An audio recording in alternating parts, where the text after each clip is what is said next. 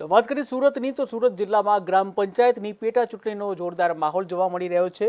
ત્યારે ખાસ કરીને ઓલપાડ તાલુકાના નગોઈ ગામમાં આજે ખાસ રણનીતિ જોવા મળી હતી, જ્યાં રાજ્યના મંત્રી મુકેશ પટેલ પોતે મતદાન મથકે પધાર્યા હતા અને પરિવાર સાથે મતદાન કરી લોકશાહીમાં તેમની ભાગીદારી નોંધાવી હતી।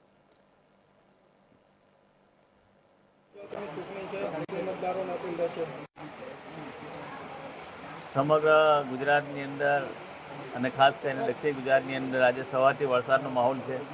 સમગ્ર ગુજરાતની અંદર આજે ગ્રામ પંચાયતનું ઇલેક્શન છે, ત્યારે આજે મારા ગામની અંદર પણ ઇલેક્શન છે। આજે વોટિંગ કરવા માટે મારા ગામમાં આવ્યો છું। ખૂબ લોકોનો ઉત્સાહ છે, લોકો વોટિંગ કરે છે। આટલા વર્ષથી વરસાદની અંદર પણ આજે જોવું છે, અમારા દરેક લોકો દરેક ગામની અંદર ઇલેક્શન છે, વોટિંગ કરવા આવ્યા છે।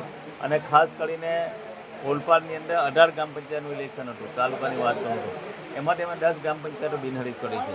પણ એમાં પણ ખાસ કરીને 18 ગ્રામ પંચાયત છે, સમગ્ર મહિલા સંચાલન કરવાની છે, સમગ્ર સભ્ય પણ મહિલા છે, સરપંચ પણ મહિલા છે, એ બિનહરીફ કરી છે। સાથે સાથે 60 ગ્રામ પંચાયત એક મિની ભારત તરીકે ઓળખાય છે અને તમામ જ્ઞાતિના લોકો છે। 40,000 જેટલી વસ્તી છે ને 14 થી 15,000 જેટલું વોટિંગ છે। આટલું મોટું ગામ બિનહરીફ થતું હોય ને 700-800 મત માટે જ્યારે ઇલેક્શન થતું હોય ત્યારે હું આપનાથી અપીલ કરવા માગું છું કે આવા અમુક લોકો છે ગામમાં લડાવવાના જે પ્રયત્ન કરે છે એનાથી દૂર રહેવું જોઈએ। સાથે સાથે આપણે જોઈએ છીએ કે 34 વોર્ડના ઇલેક્શનમાં 26 વોર્ડ બિનહરીફ કર્યા છે।